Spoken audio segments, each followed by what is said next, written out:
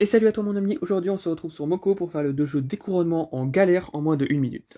Alors donc l'arme qu'on va utiliser ça va être le bâton de double lame, on va également utiliser en gadget le sticker vraiment cool, le shot de vitamine et la dague piquante, que je n'ai pas de niveau 50 d'ailleurs, c'est un peu spécial mais bon c'est pas grave.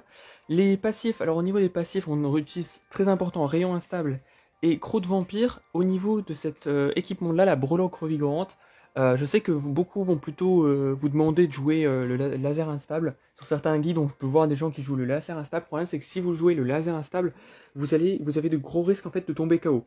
Parce que elle fait beaucoup de dégâts, donc vous avez vraiment besoin de heal. Moi, personnellement, je privilégie d'utiliser la breloque revigorante qui va très bien avec les crocs de vampire et avec le shot de vitamine. Et voilà. Et au niveau des grands anneaux, on utilise les grands anneaux d'armes, le grand anneau de passif et le grands anneaux de coups critiques. Donc on n'a pas de temps à perdre, on met directement la dague et on utilise nos deux gadgets et on essaye de tourner autour d'elle pour esquiver les coups. C'est très important de ne pas se prendre de coups. Les seuls coups que vous prenez, c'est son attaque normale, entre guillemets, c'est les petits projectiles qu'elle balance. La dague, il faut bien vérifier à l'utiliser sur le boss et non sur un des gardes. Si utilisé sur un des gardes, c'est fichu. Hop là, on continue. Les gardes sont pas trop embêtants, hein, franchement. Donc là, on a encore mis la dague sur le boss. Je sais pas si vous avez remarqué. On esquive ça. Oula. Désolé, je me suis gratté l'œil. Et on continue à faire des dégâts. Et vous voyez que d'ailleurs, en termes de heal, franchement, j'en ai pas besoin. Hein. Alors là, j'ai eu un énorme coup de chance. Faut dire. Mais bon, c'est pas grave.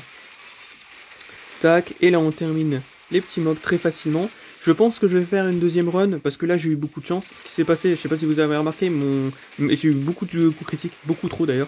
Est-ce que tu pourrais mourir s'il te plaît? Merci.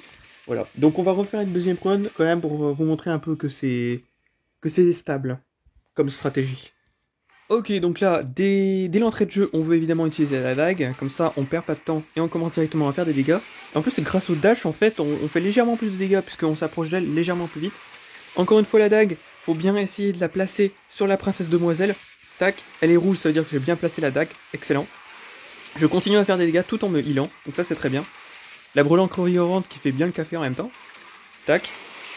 On va mettre un coup normal, on esquive, très important d'esquiver les attaques des gardes, très très important. Parce que sinon vous allez prendre énormément de dégâts. En fait, c'est à partir du moment où ils vont vous pousser en arrière. Ouh, là c'était très bien géré de ma part. Donc on reste au milieu, les gardes ne font pas trop de dégâts, là j'ai pas vraiment le choix, il faut que je termine la princesse et j'ai réussi à la terminer à temps. Donc là, très chanceux et encore une fois on a réussi à le faire en moins de 1 minute.